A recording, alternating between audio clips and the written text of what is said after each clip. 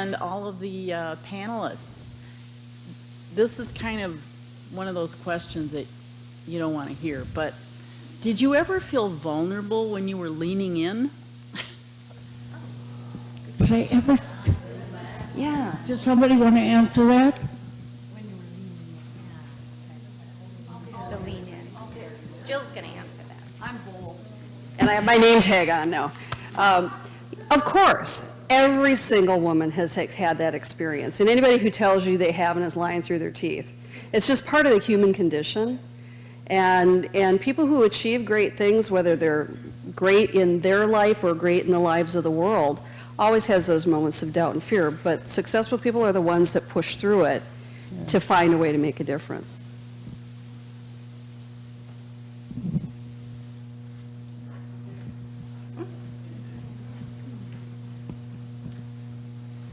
I don't know your name. Chapter 1. Kristen. Did you jump off the boat?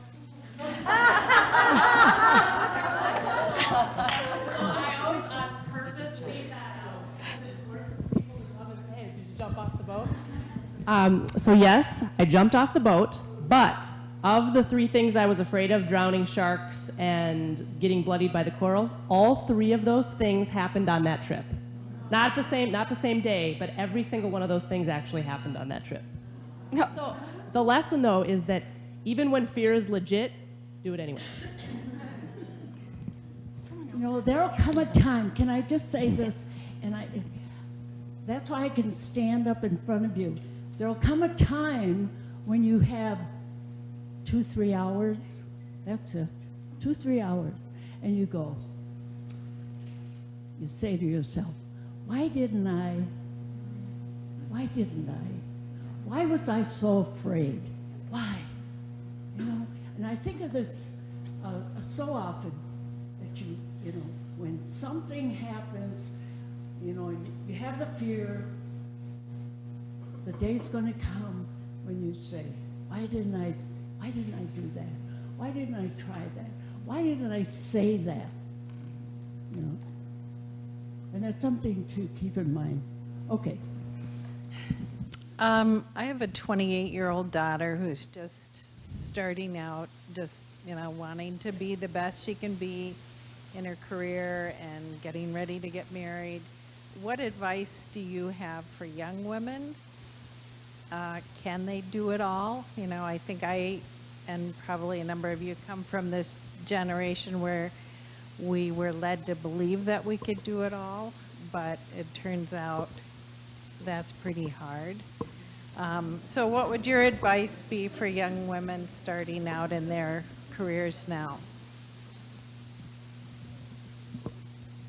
Yeah, okay. I would say take a risk. Take a risk. Try it. Many times, I started college when I was 48 years old, and my friends thought I was totally nuts. Said, "What are you doing starting college now? Why should be ready to think about retiring from whatever." But I was doing nothing.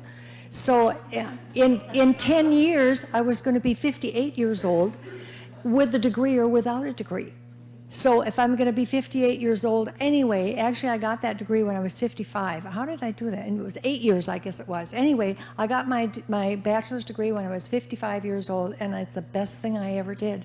Best thing I ever did. You've got to get out of her comfort zone, try something, take a risk. Somebody else has got good advice. Oh, did you want to say something, Mary? I will have to. Okay, I'll make it quick. I just wanted to say, from the perspective of helping young women with the prevention of eating disorders, I get involved a lot with people who work with self-esteem and body image issues, and helping young women to just take that leap that Gloria was talking about. And you don't have to do it all at one time. You can do sequencing. It can be this and then that and then that. And to ask for help. I think that we were told when we were younger, you've got to just do it all. You've got to do it all. You know, you got to break that glass ceiling with your own bare head, you know, but you can ask for help, you know, like Jill talked about, and I think that's an important piece. I'm going to follow up on that with Becky, because I was going to say, yeah, you can do it all, but you can't do it all at once. So, but I want to follow up on that by saying, to pay attention to where your energy is. I have 4 kids, and so when they were young, I was still working. I was working part-time. By the time I got pregnant with my 4th, I felt like God was saying, will you just stay home? You know, because it was going to cost me more to work with childcare than I was bringing in. So I did stay home, but it was a problem because my identity was somewhat tied into working. And really, I had to realize that's just a hat I'm wearing. But I pay attention to the energy because over time, my energy was sucked dry from working. And then I stayed home for 5 years. And when I started feeling drained staying home, I went back to work. So I think you can do it all, but pay attention, and this was my message before, pay attention to what you feel you're called to do. Because when you're called to do something, that's what's energizing to you, that's what gives you joy, that's what gives you meaning, and you get what you need to do it.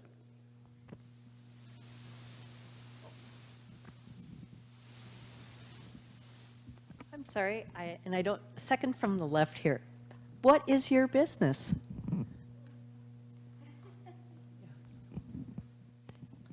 I am a marketing consultant, and I do a lot of social media training. My business didn't always start out that way, but I've been in marketing for 17 years.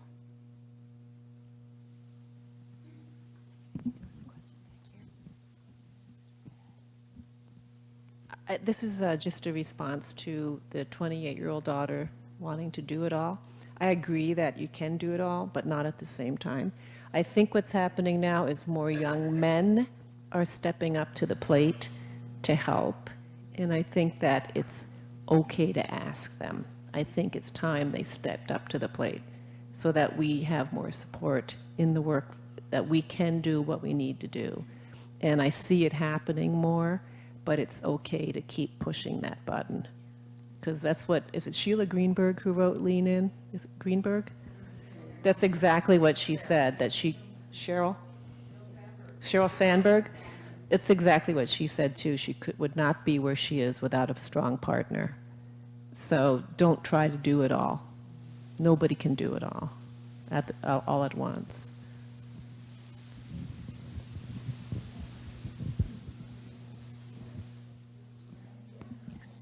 I have a question about writing, since we've been with our friend this evening who's in the process of writing a book. And we were talking about when you get stuck when you're writing, or it's just not coming. So if you could just all quickly throw in a piece of advice of what do you do to get unstuck? Who wants to start? Okay. The best thing I do when I get stuck and I'm writing is, first of all, you put the pen and the paper down if you're using pen and paper. Computer is the other thing, and I put them away, put them down. Hopefully it's summertime, but I go outdoors and I go for a walk, a long walk, at least an hour, and get as far away from the house as you can. Pretty soon the thoughts and the thinking starts going, and you need to do something where you're going to have some time in your own head. And that's what works for me every single time. Great ideas come. Another idea is do something for somebody else. Get out of your own bailiwick, your writing or whatever you're doing. Do something for somebody else. There's always somebody else in your life that needs some sort of help. Do a favor, do something for them, and it totally takes your mind away so that you're out of it and you're in a whole new realm, and you come back and you're all refreshed. You've got new ideas, new thoughts. Yeah, yes. When I am stuck writing, I go to the library or the bookstore because I'm really competitive. Not competitive with others, but with myself. And so when I go there and I see Deepak Chopra has 1,500 books and I see all these things, I'm like, why am I making excuses? I can do this, I can do this. And then I spend a little time going and looking at the poetry books or whatever to sort of free up the mind. But it's always kind of that self-competition that helps drive me. So if you're one of those that kind of measures yourself by your own standards. And I just have one thing. Get the first draft down. whether you talk it into dragon, it doesn't have to be perfect. And a lot of times I think we self-censor. We're so busy critiquing every single word while we're still writing it. Just get the ideas down, get the thoughts down, do an outline and write to the outline. And I think some of those things will get it done. Once the first draft's done, set it aside for a couple of days and then go back to it. And setting a deadline always helps too when you know you have to have something done.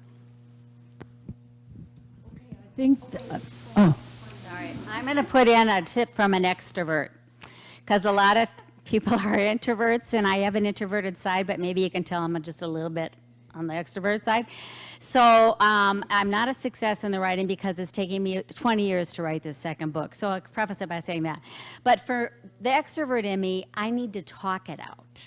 So for me, I have something in my mind. I might have that mental outline in my mind, but I get together with my soul friend, that person that knows my heart and soul, and I talk it out with that person. I also walk like Nadia does, but I get most of my best ideas in Zumba class. Go figure. okay, I think we'll bring this to a close.